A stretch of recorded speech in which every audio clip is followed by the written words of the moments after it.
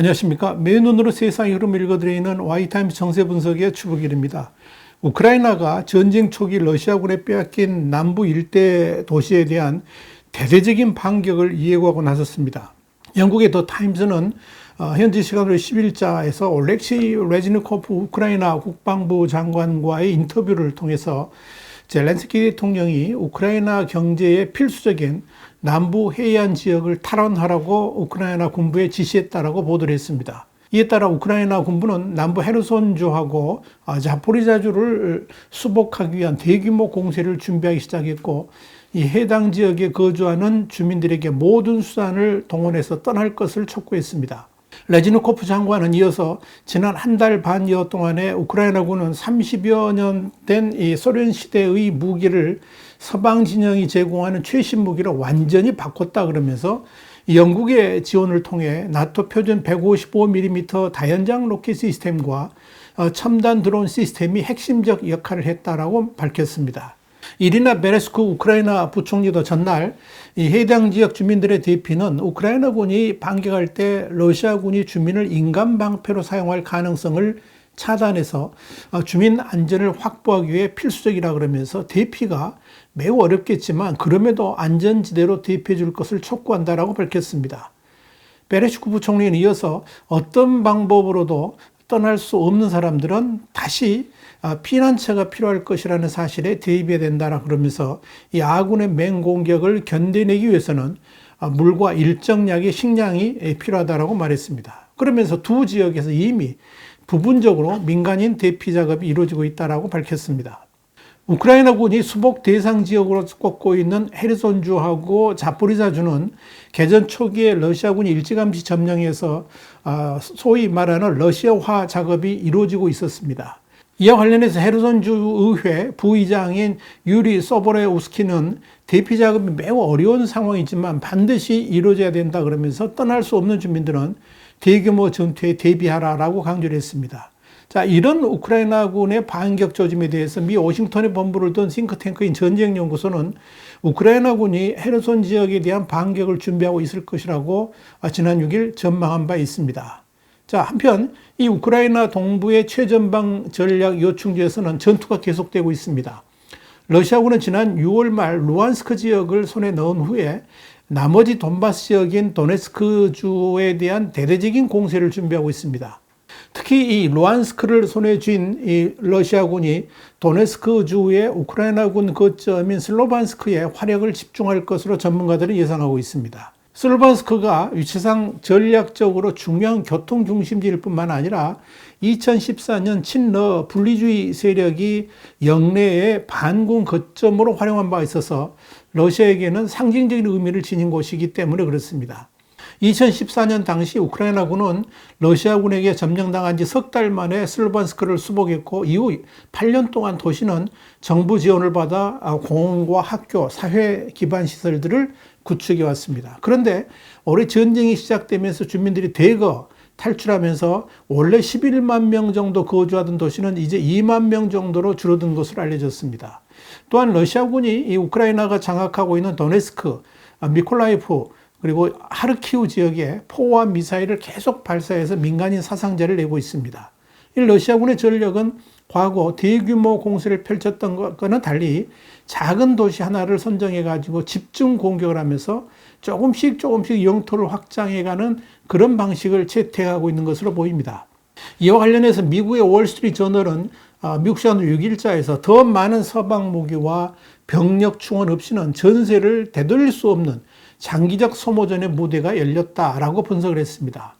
올렉시 다닐로 우크라이나 국가안보국방위원회 서기는 최근 이 매체하고 인터뷰에서 러시아군이 우리가 대응할 수 없는 수준으로 화포와 기갑을 1제곱킬로미터마다 매우 집중적으로 배치를 했다고 밝혔습니다. 이에 맞서서 우크라이나군은 방어에 유리한 거점을 중심으로 병력을 서서히 물리면서 이 러시아의 병력을 손실시키는 전략을 구사하고 있습니다. 그렇지만 이 우크라이나군 역시 피해가 적지 않고 대대적인 반격도 여의치 않은 까닭에 현 추세가 이어진다 그러면 결과적으로 이 러시아 영토를 빼앗기게 될 수 있다라고 월스트리트 저널은 전망했습니다. 그러나 이런 러시아군의 전략은 사실상 특별한 전과 없이 극히 미미한 변죽만 울리는 사실상의 정체 상태로 봐야 된다는 분석도 나옵니다. 특히 이 돈바스와 루안스크 지역에서 대규모 병력을 투입했으면서도 극히 일부분 지역만 점령하는 비효율적 전투를 하고 있기 때문에 그렇습니다. 한편 우크라이나가 루안스크 지역의 두 도시인 세베로도네스크하고 리시찬스크에서 철수한 것에 대해서 올렉시 레즈니코프 우크라이나 국방장관은 전투에서 패배해서 철수한 것이 아니라 생명을 구하기 위한 전술적인 손실이다. 이렇게 더 타임스에 강조를 했습니다. 여러분, 그런데 사실 지금 러시아군은 병력과 전쟁 물자 부족으로 허덕거리고 있습니다. 푸틴 대통령은 러시아가 아직 우크라이나에서 아무런 심각한 일도 시작하지 않았다 그러면서 러시아군 전력의 일부만이 특별 군사작전에 투입됐다라고 허세를 부렸습니다만은 실은 이 우크라이나 전쟁에 병력을 더 투입하려고 해도 투입할 자원이 없는 것이 현실입니다.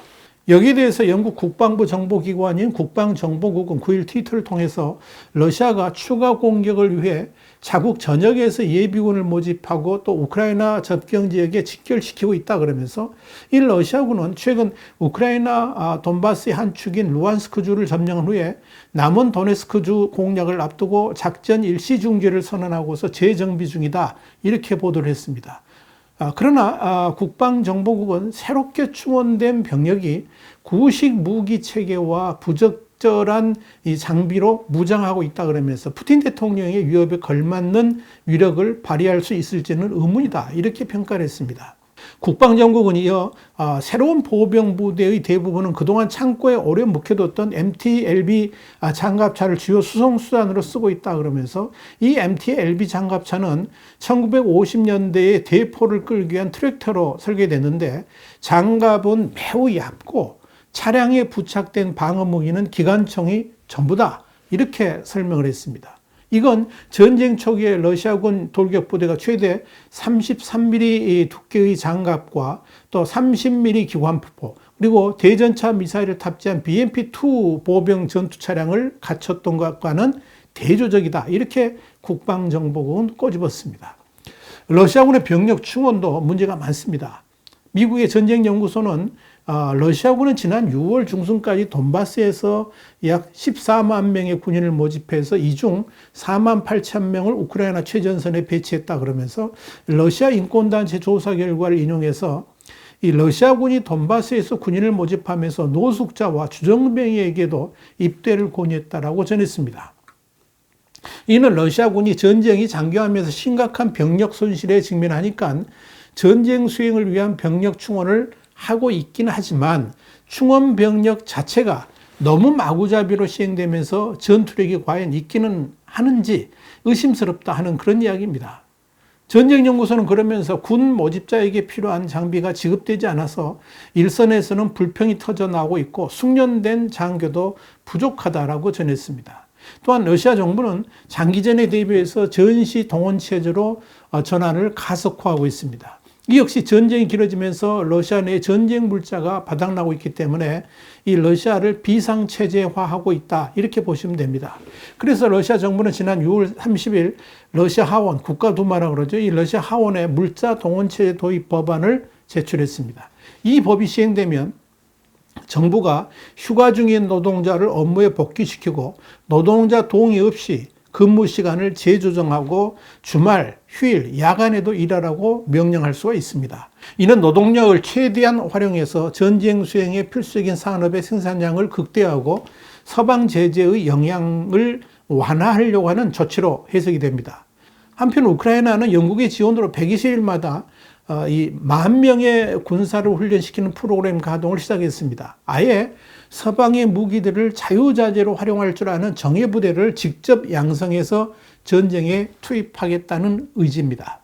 미국의 뉴욕타임스는 현지 시간으로 6일자에서 우크라이나 전쟁의 흐름을 러시아군이 동부 돈바스 외 이 우크라이나 전역의 점령에 나서거나 우크라이나 군이 남부 헤르손 등 러시아 점령지 일부를 회복하면서 러시아군이 퇴각하는 경우 그리고 지지부진한 흐름 속에서 장기적으로 전쟁이 교착 상태에 빠지는 등 이렇게 세 가지 시나리오를 제시를 했습니다. 지난 6월 30일 미 상무부의 컨퍼런스에서 에브릴 헤인스 미 국가정보국 국장이 했던 발언을 바탕으로 해가지고 뉴욕타임스가 내놓은 이 예상 시나리오는 러시아군이 병력을 얼마나 충원하는지, 우크라이나군이 서방으로부터 지원받은 첨단 무기가 얼마나 효율적인지, 우크라이나군이 얼마나 반격이 가능한지 등 다양한 변수들에 의해서 결정될 것이다. 이렇게 전망을 했습니다. 결국 변수는 서방 진영이 우크라이나 제공한 신무기들이 얼마나 효용성이 있고 또 지속될 수 있는가에 달려 있는 것이 아닌가 그렇게 봅니다. 어차피 장기전으로 갈 수밖에 없는 전쟁에서 누가 더 인내심을 가지고 견디는가에 따라서 전쟁의 향방도 달라질 수 있다는 이야기입니다. 와이타임스 정세 분석이었습니다. 다음 시간에 다시 뵙겠습니다. 감사합니다.